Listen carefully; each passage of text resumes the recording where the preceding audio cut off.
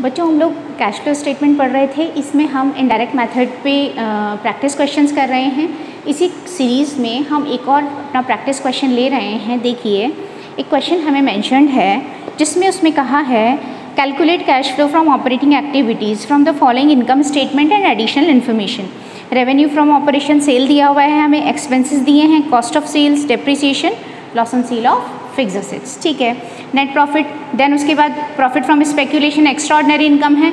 आपको अगर मेंशन नहीं भी किया जाए तो समझ आना चाहिए, ठीक है। देन उसके बाद प्रॉफिट बिफोर टैक्स और प्रोविजन लेस किया आफ्टर टैक्स। यहाँ ध्यान दीजिए प्रोविजन हमें लेस नहीं करना होता है, प्रोविजन से हमें मतलब नहीं है, हमें करना है टैक्स पेड, है ना।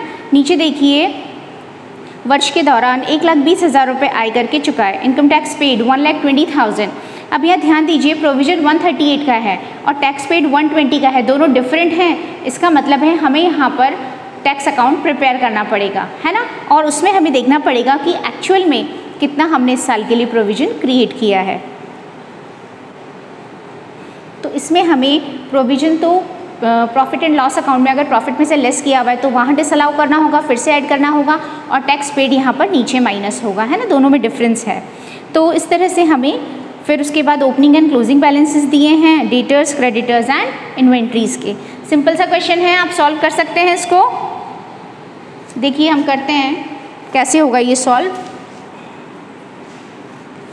इसको डायरेक्ट और इनडायरेक्ट दोनों मेथड से सॉल्व किया जा सकता है ना। मैं आपको सिर्फ इनडायरेक्ट मेथड से सॉल्व करना बता रही हूँ इसको। तो आप देखिए सबसे पहले यहाँ पर हम लेंगे नेट प्रॉफिट। अच्छा, नेट प्रॉफिट हमें 360 दिया हुआ है थर्ड पॉइंट पे। फिर उसके बाद स्पेक्यूलेशन और प्रोविजन फॉर टैक्स, क्योंकि दोनों हमें फिर से डिसअलाउ करने हैं तो हम सीधा नेट प्रॉफिट ले लेते हैं 3,60,000 before extra ordinary items and before tax, ठीक है। तो मैंने ले लिया net profit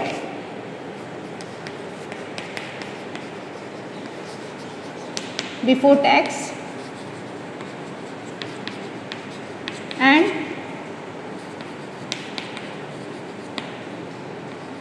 extra ordinary items. ये है 3,60,000, है ना, तो 3,60,000 रुपये का।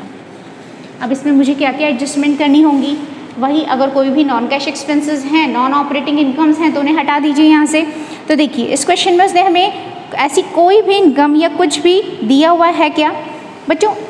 स्टार्टिंग में देखिए आप जो रेवेन्यू फ्रॉम ऑपरेशंस दिया उसके नीचे एक्सपेंसेस में डेप्रिसिएशन हमें दिया है 2 लाख रुपीज़ का, loss on sale of fixed assets दिया है 40,000 का। डेप्रिसिएशन नॉन कैश एक्सपेंस है तो ऐड हो जाएगा। Loss on sale of fixed assets non operating loss है तो ये भी ऐड हो जाएगा, ठीक है। तो दोनों को हम ऐड कर देंगे। तो डेप्रिसिएशन जितना भी है आपका, कितना डेप्रिसिएशन दिया है उसने, सीधा सीधा 2 लाख रुपीज़, तो ये 2 लाख ऐड कर दीजिए। देन इसके बाद loss on sale of fixed assets 40,000 add कर दिया, ठीक है। और अब जो हमारा आ जाएगा वो क्या हो जाएगा, 6 lakh rupees operating profit before working capital changes.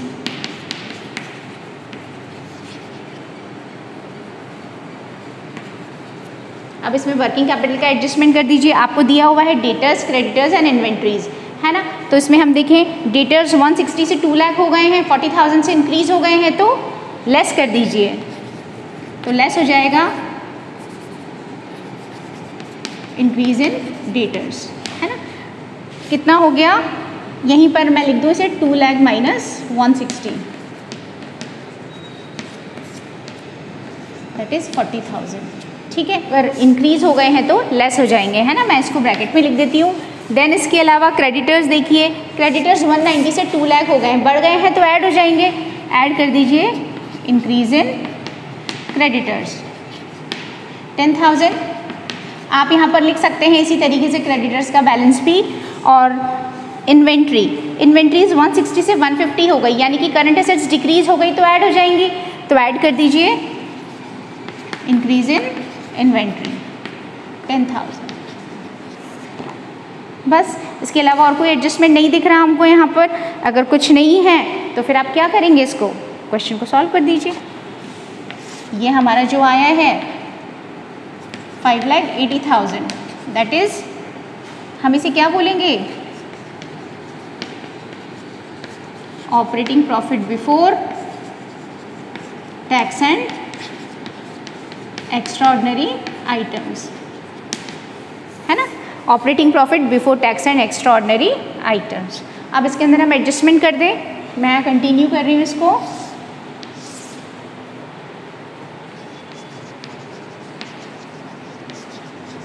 ये जो मैंने यहाँ से लिया 5,80,000 रुपये। अब इसमें से हम क्या करते हैं, एक्स्ट्राऑर्डिनरी आइटम, हमारी एक्स्ट्राऑर्डिनरी इनकम कितनी है यहाँ पर, प्रॉफिट फ्रॉम स्पेक्यूलेशन 1 लाख का है, तो 1 लाख ऐड कर दीजिए। Extraordinary income from speculation that is 1 lakh रुपये, ये ऐड हो जाएगा, तो ये आ गई हमारी 6,80,000। Cash from operations before tax, है ना, और अब आप इसमें से क्या कर देंगे, टैक्स पेड माइनस कर देंगे। हमारा टैक्स पेड कितना है, फिर ध्यान दीजिए प्रोविजन लेस नहीं करना है, हमें क्वेश्चन में टैक्स पेड दिया है 1,20,000, so we have to deduct 1,20,000, तो ये जो आएगा हमारा दैट इज़ 5,60,000 रुपये। हम इसे बोल देंगे cash inflows from operating activities,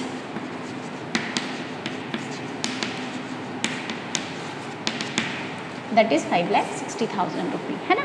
और इस तरीके से हम अपना पूरा का पूरा cash from operating activities calculate करेंगे। ठीक है बच्चों, अब आगे हम इसमें पढ़ेंगे कि किस तरह से हम इन्वेस्टिंग और फाइनेंसिंग एक्टिविटीज़ के क्वेश्चंस को सॉल्व करते हैं और उनकी कैलकुलेशंस करते हैं। ठीक है, क्लियर।